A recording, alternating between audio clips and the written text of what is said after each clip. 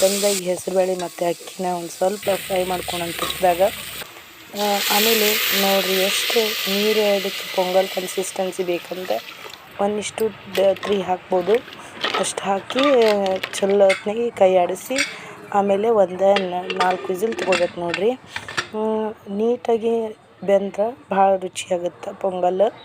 ಮತ್ತು ಹಂಗೆ ನೋಡಿರಿ ಈಗೆಲ್ಲ ಥಂಡಿಗಾಲಕ್ಕೆ ಎಷ್ಟು ಬೆಚ್ಚನೆ ಆಹಾರ ತೊಗೊಂಡ್ರೂ ಕಡಿಮೆನ.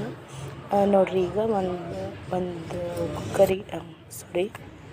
ಒಂದು ಜಾರ್ ತೊಗೊಂಡು ಅದಕ್ಕೆ ಒಂದು ಹಿಡಿಯಷ್ಟು ಪುದೀನ, ಒಂದು ಗಡ್ಡೆ ಬೆಳ್ಳುಳ್ಳಿ ಮತ್ತು 1 ಇಂಚಿನಷ್ಟು ಅಲ್ಲ ಮತ್ತು ಒಂದು ಸ್ವಲ್ಪ ಕರಿಬೇವು, ಹಂಗೆ ಸ್ವಲ್ಪ ಕೊತ್ತಂಬರಿ ಮತ್ತು ನೋಡಿರಿ ಒಂದಿಷ್ಟು ಹಸಿಮೆಣ್ಸಿಕಾಯಿ, ಖಾರಕ್ಕೆ ತಕ್ಕಂಗೆ ಒಂದು 4 ಹಸಿಮೆಣ್ಸಿಕಾಯಿ, ನಿಮಗೆ ಎಷ್ಟು ಬೇಕಷ್ಟು ಹಸಿಮೆಣ್ಸಿಕಾಯಿ ಹಾಕ್ಕೋಬೇಕು ನೋಡಿರಿ. ಎಲ್ಲ ಹಾಕ್ಕೊಂಡು ಮಿಕ್ಸಿ ಮಾಡ್ಕೊಂಬರೋಣಂತ್ರಿ. ಹಂಗೆ ಸ್ವಲ್ಪ ಉಪ್ಪು ಹಾಕ್ಕೊಂಡ್ರಿ ಇಲ್ಲಿಕ್ಕೆ ಹಸಿಮೆಣ್ಸಿಕಾಯಿ ಆಗುತ್ತೆ. ನೀಟಾಗಿ ಒಮ್ಮೆ ಗ್ರೈಂಡ್ ಮಾಡ್ಕೊಂಬರೋಣಂತ. ಈಗ ಇದು ಪೇಸ್ಟ್ ರೆಡಿ ಆಗುತ್ತೆ ನೋಡಿರಿ. ಈಗ ನೋಡಿರಿ ಇನ್ನೊಂದು ಜಾರಿಗೆ ಒಂದಿಷ್ಟು ಪೊಂಗಲ್ ಅಂದಿಂದ ಮೆಣಸು ಹಾಕ್ಲಿಕ್ಕಂದ್ರೆ ಹೆಂಗೆ ರೀ, ಮೆಣಸು ಮತ್ತು ಜೀರಿಗೆನ ಒಂದು ಸ್ವಲ್ಪ ಮಿಕ್ಸಿ ಮಾಡ್ಕೊಂಬರೋಣಂತ.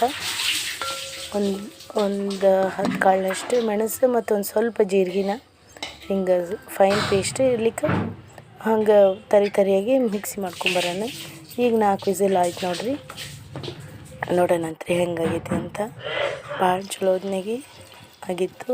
ಕನ್ಸಿಸ್ಟೆನ್ಸಿ ಸ್ವಲ್ಪ ಗಟ್ಟಿ ಐತಿ ಅಂತ ಇನ್ನೊಂದು ಸ್ವಲ್ಪ ನೀರು ಹಾಕ್ಕೊಂಡೆ ನೋಡಿರಿ. ಈಗ ಒಮ್ಮೆ ನೀಟಾಗಿ ಒಂದು ಮಿಕ್ಸ್ ಮಾಡೋಣಂತ. ಭಾಳ ಅಂದ್ರೆ ಭಾಳ ಚಲೋ ಆಗಿತ್ತು ರೀ ಅದು. ಈಗ ಒಂದು ಕಡಾಯಿ ಇಟ್ಕೊಂಡು ಅದಕ್ಕೆ 2-3 ಸ್ಪೂನು ತುಪ್ಪ ಹಾಕ್ಕೊಳನ್ರಿ.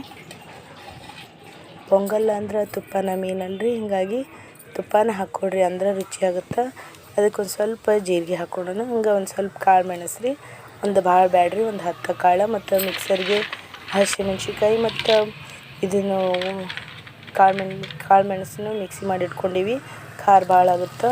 ಹಂಗೆ ಸ್ವಲ್ಪ ಗೋಡಂಬಿ ಮತ್ತು ಕರಿಬೇವನ್ನು ಹಾಕಿ ನೀಟಾಗಿ ಒಂದು ಸ್ವಲ್ಪ ಕೆಂಪಾಗೋತನ ಬಾಡಿಸ್ಕೊಳೋಣಂತ್ರಿ.